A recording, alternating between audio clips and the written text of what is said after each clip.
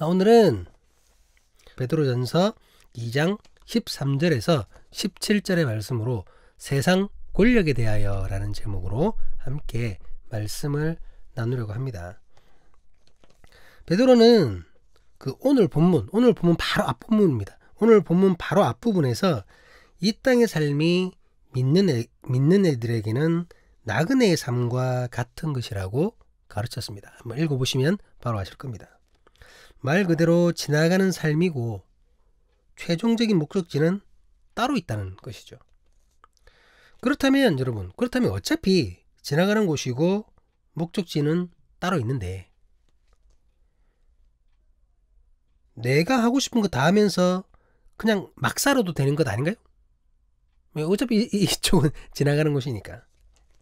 근데 결국 그렇지 않다라는 거죠. 베드로의 얘기는. 이 세상이 지나가는 곳이라는 것, 목적지가 따로 있다는 것은 여러분 무엇을 의미합니까? 이 세상 이후에 또 다른 곳에서 또 다른 삶이 우리에게 주어진다는 것이죠. 이 세상이 끝이 아니라는 말입니다. 우리는 히브리서 9장 27절 말씀을 같이 한번 볼 필요가 있습니다. 같이 보시겠습니다. 한 번 죽는 것은 사람에게 정해진 것이요 그 이후에는 심판이 있으리니 이 세상 삶이 끝나면 인간은 육체적인 죽음을 맞이합니다.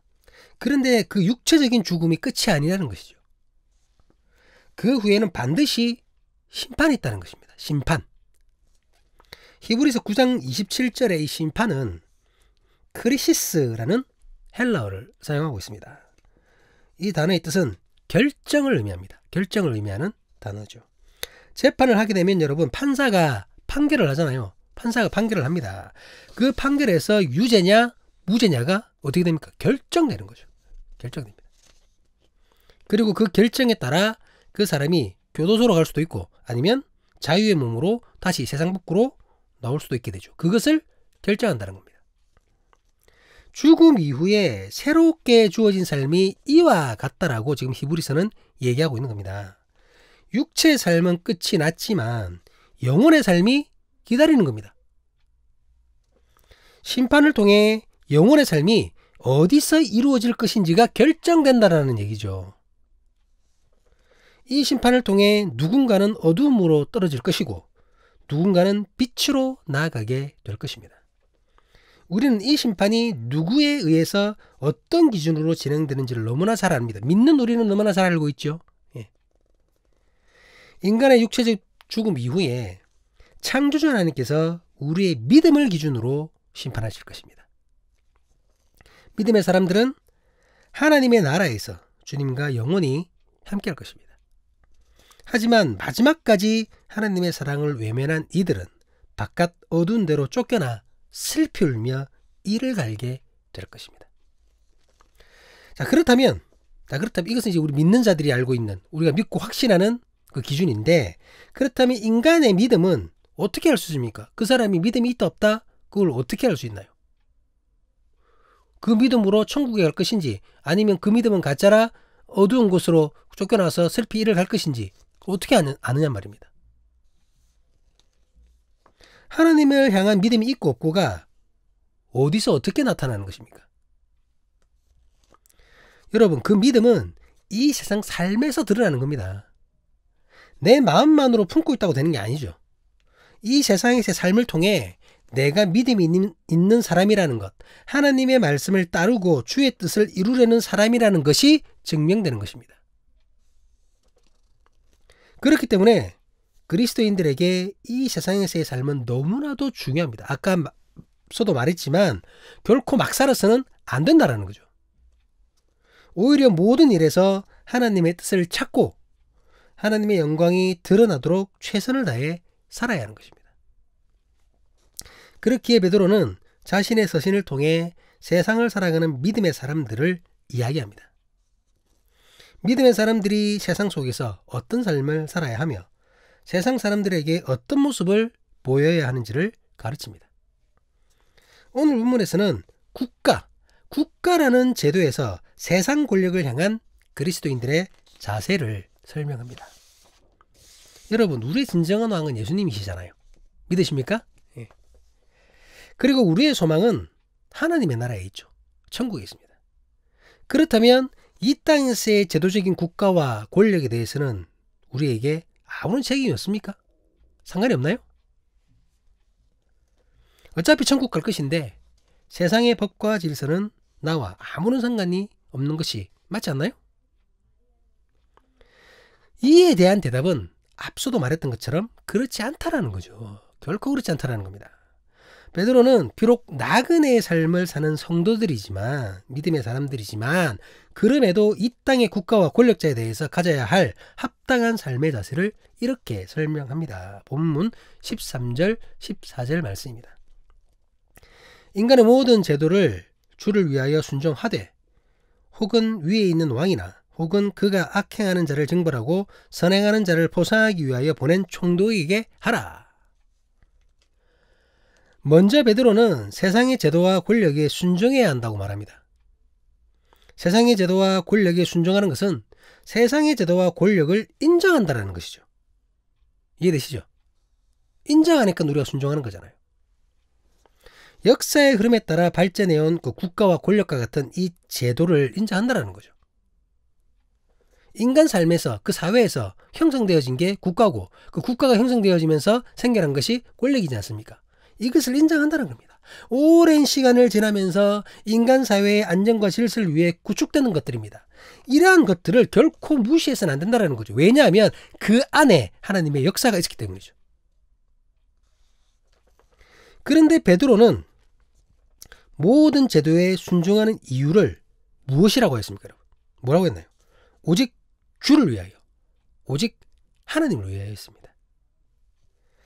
인간의 안녕과 질서를 위해 형성된 것이지만 결국 그것을 인정하고 순종하는 것은 하나님의 영광을 위한 것이라는 거죠. 만물을 창조하신 하나님, 그 하나님에 의해서 인간 사회도 형성된 겁니다. 그렇기 때문에 거기에 순종하고 따르는 것은 하나님의 영광을 위한 것이라는 거죠. 혹시라도 세상에서 합의로 이루어진 합당한 제도가 있는데 그것을 믿는 자들만 거스르고 있다면 어떻게 되겠습니까, 여러분? 우리는 천국 갈 사람이야. 나는 너네들만 안 따를 거야. 당연히 하나님의 이름이 비난받게 될 것입니다. 이런 경우가 많잖아요. 지금 요즘에 최근 들어서. 물론 예전에도 있었겠지만. 개인을 향한 비난으로 끝내지 않습니다. 내가 막 그냥 질서를 막 무너뜨릴 때 나만 비난하는 것이 아니라 아이고 저 사람이 교회 다니는데 어디 집사래, 어디 장로래, 어디 목사래. 바로 하나님의 이름이 조롱을 당합니다. 아이고 교회 다닌다는 것들이. 너네가 믿는 하나님이 그래 가르치더라. 이래 되는 겁니다. 사람들은 교회를 경멸하고 하나님을 향해 손가락질할 것입니다. 그렇게 믿음의 사람들은 집단 이기주의에 빠져 사회의 질서에 역행하는 잘못을 저지르는 것에 경계하고 경계하여야 합니다. 너무나 이거 안타까운 일이죠. 우리가 정말 깊이 생각해야 될 문제입니다, 여러분. 우리의 믿음을 지키는 것과 집단 이기주의와는 다른 거거든요. 근데 이거를 지금 헷갈려요. 하지만 권력에 순종함에도 베드로는 분명히 전제하는 것이 있습니다. 그것은 그 권력이 합리적이고 정직한 권력이어야 한다는 것입니다. 악행하는 자에게 징벌하고 선행하는 자에게는 보상을 하는 온전한 권력이어야 한다는 거죠. 악행하는 자를 징벌하는 것은 여러분 법치주의와 사회 질서가 제대로 잡혀 있음을 의미하는 거죠. 그렇잖아요. 잘못을 했으면 벌을 받아야죠. 그게 법이고 그게 질서입니다. 선행하는 자에게 보상이 주어지는 것은 착한 일에 대해 잘했다고 칭찬하는 나라, 선함을 존중하는 나라, 도덕과 윤리가 바로선 나라라는 거죠. 그죠? 그렇잖아요. 악행하는 자에게 만약에 보상을 한다거나 선행하는 자를 징벌한다면 여러분 거꾸로 된다면 그 권력이 정직하고 합당한 권력이라고 할 수 있습니까, 여러분? 잘못한 사람을 벌을 줘야지 왜 잘했는데 누명을 씌워가지고 벌을 줍니까? 그게 제대로 된 권력인가요? 잘못된 거지. 실제로 나라가 그 모양이라면 그런 나라를 위해 여러분 누가 최선을 다하겠습니까? 내가 이 나라를 위해서 목숨을 바쳐서 전쟁을 치르다가 어떻게 전사했는데 내 남은 가족들 나 몰라라 잃어버린다? 누가 이 나라를 위해서 여러분 헌신을 하겠습니까? 그러면 아무도 안 하지요. 자기 살기 바쁘지. 그렇잖아요. 독립운동했더니 그 자녀들은 전부 다 막 쫄쫄 굶고 있고 친일파들은 또 중용되고 그 자식도 잘 살고 이런 나라를 갖다가 여러분 누가 이 나라를 위해서 나중에 독립운동을 하겠습니까? 그런 일이 벌어지면 안 되겠지만 혹시라도 그리스도인은 잘못된 권력에 순종해서는 안 됩니다, 여러분.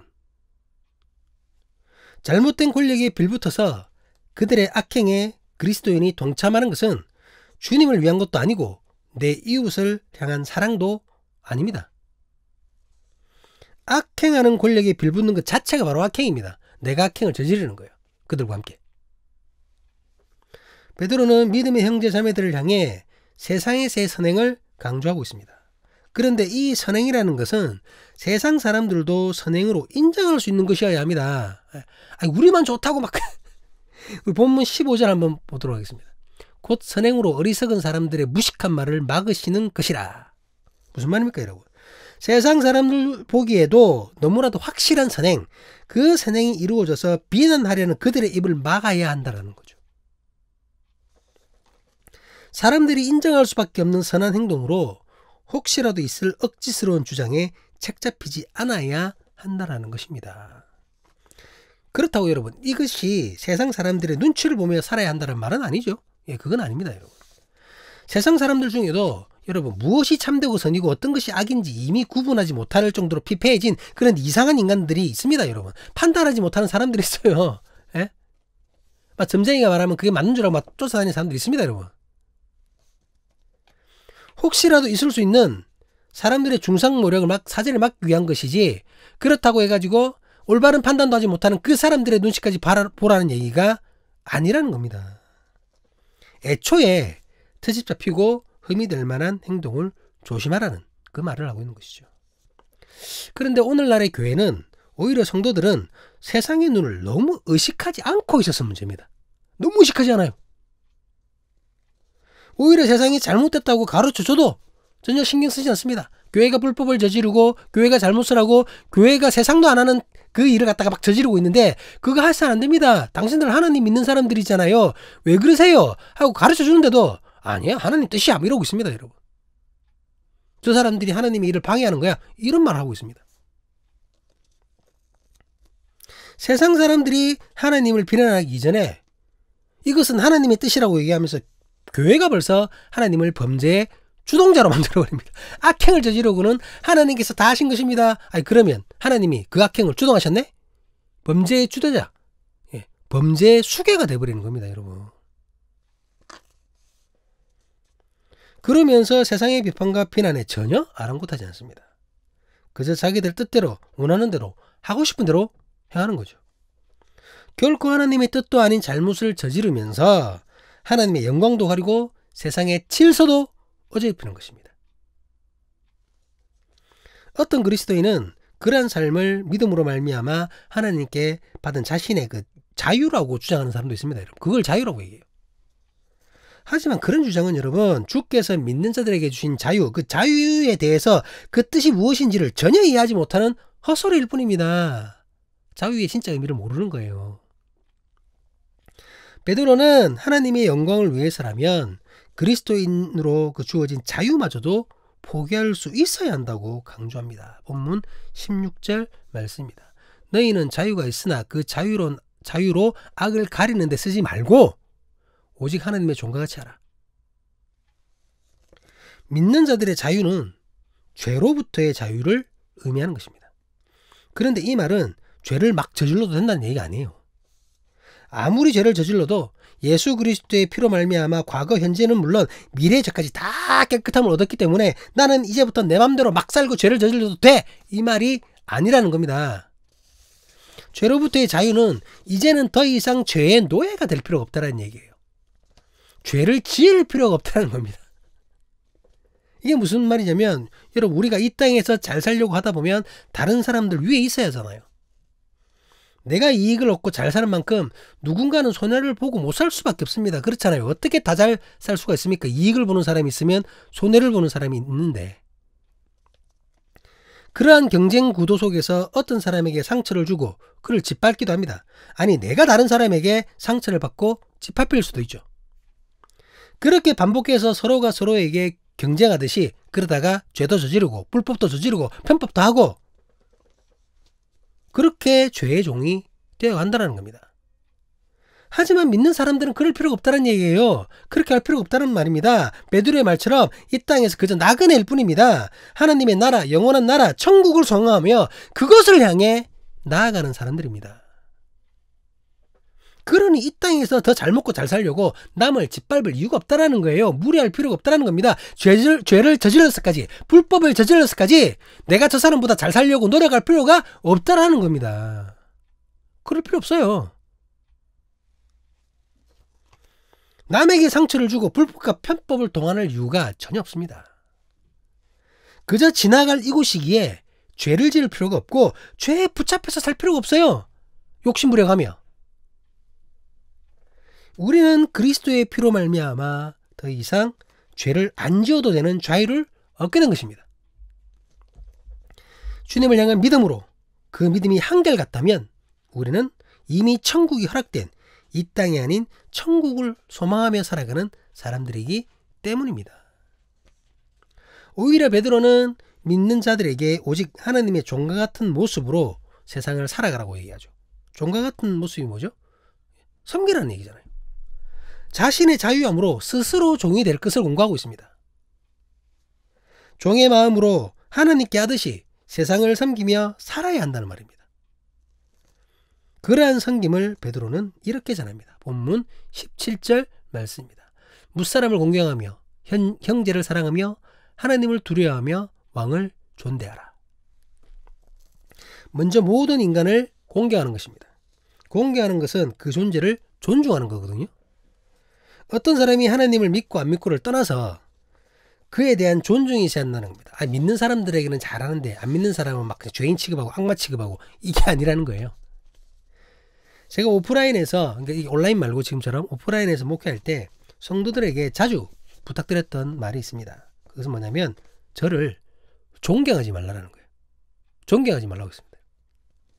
저는 존경받을 만한 사람도 아니고 앞으로 그렇게 될 가능성도 없습니다. 제가 제 삶을 바라봤을 때 매일매일 실수하고 후회하고 넘어지는 것을 보니까 나는 주님 오시는 그날까지 이렇게 살다가 진짜 주님 품에 가겠다라는 생각을 하는 사람입니다. 존경받을 만한 인물이 아니에요. 결단코. 하지만 반드시 존중하시라고 얘기합니다. 여러분, 존경과 존중은 다르잖아요. 말씀을 맡은 자로, 예배를 진행하는 자로 존중하라는 얘기입니다. 이것은 목회자로서의 권위를 세워달라는 말이 아니에요. 그 말이 아니라 권위를 세우는 것은 저를 위한 것이지만 저를 존중하는 것은 곧 이 교회와 하나님의 말씀을 위한 것입니다. 이해가 되시죠? 인간을 향한 존중이 없다면 결코 사랑할 수 없습니다, 여러분. 존중하지도 않으면서 사랑한다? 거짓말입니다. 막 동성연애자들을 향해서 막 몇몇 그리스도인들 목회자들이 우리는 당신들을 사랑합니다. 비난하는 것이 아닙니다. 막 이렇게 얘기하잖아요. 그러면서 어떻게 세미나 할 때 그 사람들 막 그냥 학문 파열된 거 이런 거 막 보여주고 막 그냥 인격, 그게 말이 되나요? 존중한다라면 그렇게 할 수가 없죠. 존중한다면. 그 존중하지도 않는데 어떻게 사랑합니까? 그 거짓말입니다. 거짓말이에요. 믿는 자들은 사람들을 사랑하기에 앞서 그들을 존중할 줄 알아야 됩니다. 존중해야 사랑을 하는 거죠. 그리고 형제를 사랑해야 합니다. 본문의 형제는 가족 공동체의 형제 자매와 신앙 공동체의 형제 자매를 다 포함한다고 할 수 있습니다. 그리고 앞으로 형제 자매가 될 사람도 마찬가지죠. 사랑은 그리스도인이 당연히 가져야 할 가장 기본적인 마음입니다. 이 당연한 마음이 혹시라도 낯설게 느껴지지 않기를 주님의 이름으로 간절히 기도합니다. 여러분 사랑합니다. 형제님 사랑합니다. 어색해 나는. 여러분 어색해하면 안 돼요. 주님이 언제나 우리를 사랑한다고 말씀하셨잖아요. 물론 말만 하신 게 아니고 행동으로 하셨잖아요. 우리도 말로 얘기하고 행동으로 나타내야 됩니다. 어색해하지 마세요. 세 번째로 하나님을 두려워하는 마음을 가져야 합니다. 본문의 두려워하는 마음은 경외함을 의미하는 것이죠. 하나님 앞에서 함부로 행동할 수 없을 정도로 하나님을 존경하는 겁니다. 여기서 정말 존경하는 거죠. 하나님을. 하나님의 말씀을 두려움으로 따르며 그리스도인으로서의 본분을 지켜나가는 것입니다. 아니, 두려움이 없는데 주님 말씀 지키겠습니까? 두려움이 있어야죠, 당연히. 마지막으로 왕을 존대하는 것입니다. 이는 13절에 언급한 합당한 권력과 제도에 대해서 인정하고 순종하는 것과 같은 의미를 말합니다. 올바른 권력에 대해서는 그들에게 부여된 제도적 권력에 순종하면서 사회 질서를 거스르지 않는 것입니다. 하지만 이것은 하나님을 두려워하는 마음과는 또 분명히 다릅니다, 여러분. 달라요. 권력을 두려워하라는 얘기가 아니잖아요. 경외함이 아닙니다. 권력을 향해서 두려움을 갖는다면 여러분, 사회 질서와 상관없이 힘 있는 자들에게 어떻게 될까요? 굴종하게 되죠. 무조건 고개를 숙이게 됩니다. 권력을 향해 두려움이 클 때 혹시라도 그 권력이 악을 향하면 어떻게 할 것입니까, 여러분? 어떻게 하겠습니까? 사람들의 기대와 다르게 이 권력자들이 국민을 위한 것이 아니라 자신들의 부와 명예를 위해서 오히려 사회 질서를 망치고 있다면 어떻게 할 것입니까? 그 잘못된 권력의 두려움으로 머리 숙이고 그들을 지지하는 척 할 겁니까? 그렇게 할 건가요? 만약 그렇게 한다면 그 순간 잘못된 권력과 똑같은 죄악을 저지르게 되는 것입니다. 앞서도 얘기했잖아요. 내가 동조하는 거라고. 사랑하는 사람이 교회 신앙 공동체 여러분, 오늘도 함께 예배하시는 예배자 여러분, 오늘 베드로는 세상 권력에 대해서 순종하라고 가르치고 있습니다. 그런데 그리스도인들이 권력에 순종한다는 것은 단순히 모든 권력을 의미하는 것이 아닙니다. 그 권력이 합법적으로 이루어졌으며 이 사회의 정의와 질서에 합당해야 합니다.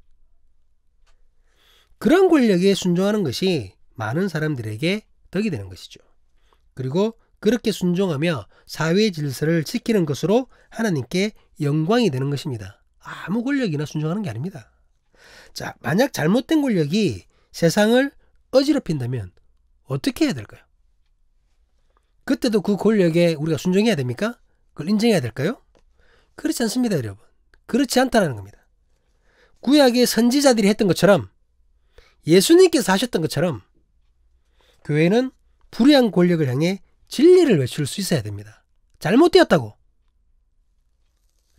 교회가 세상 권력에 순종하는 이유는 하나님의 영광을 위한 것이고 또한 사회의 질서와 안녕을 위한 것임을 기억해야 됩니다. 사회의 질서를 망가뜨리고 있고 하나님의 이름을 더럽히고 영광을 가리는 그런 권력 앞에 어떻게 순종을 합니까? 그렇기에 세상의 질서를 무너뜨리려고 자기 배만 채우고 있는 그렇기에 바쁜 그 어떤 세력과도 타협을 해서는 안 된다는 거죠. 타협할 수가 없습니다. 참된 그리스도인이라면. 오늘 하나님께서 세상 권력에 대한 바른 깨달음을 주시기를 주님의 이름으로 간절히 기도합니다. 우리가 왜 이 나라와 민족을 위해 기도해야 하는지를 알게 되는 그런 시간이 될 수 있기를 주님의 이름으로 간절히 기도합니다. 지금도 오늘도 이 나라의 권력자들이 어떤 마음으로 누구를 위해 무슨 일을 하고 있는지를 철저하게 감시하고 살필 수 있기를 주님의 이름으로 간절히 기도합니다. 투표해놓고 뽑아놓고 다가 아닙니다, 여러분. 그들이 지금 무슨 짓을 하고 있는지를 우리가 봐야 돼요. 잘못되었으면 잘못되었다고 얘기해야 됩니다. 고칠 기미가 안 보이면 끌어내려야죠. 그렇게 해서 엉터리 권력 앞에서의 방관자가 아니라 올바른 권력이 세워지는 나라, 권력이 참되게 행세하는 나라를 위해 함께 기도하고 노력하고 행동하는 우리가 될 수 있기를 주님의 이름으로 간절히 간구합니다. 기도하시겠습니다.